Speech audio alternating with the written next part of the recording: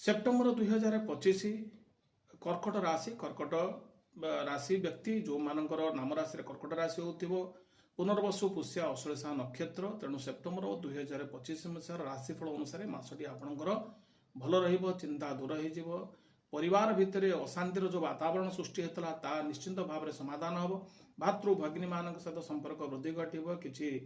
बंधु प्राप्ति जोगर तीर्थाटन जोग रही कि देव पूजा नव मनोनिवेश करेंगे नूतन द्रव्य क्रय करेंगे व्यावसायिक राजनीति क्षेत्र में आप तत्परता वृद्धि घटव कर्म क्षेत्र उन्नति करेंगे। हाँ दर्शक बंधु किसी आपण समस्या अच्छी किसी व्यक्ति आपको भूल बुझीपारती किसी खर्चांत हो पारती तेणु परिस्थिति किंतु आपण नियंत्रण भितर रही आपण क्या विश्वास कर देखी चाहे विश्वास करूँ तेणु विद्यार्थी मैंने चापर रे से उत्साह जनित कार्य बा अध्ययन क्षेत्र से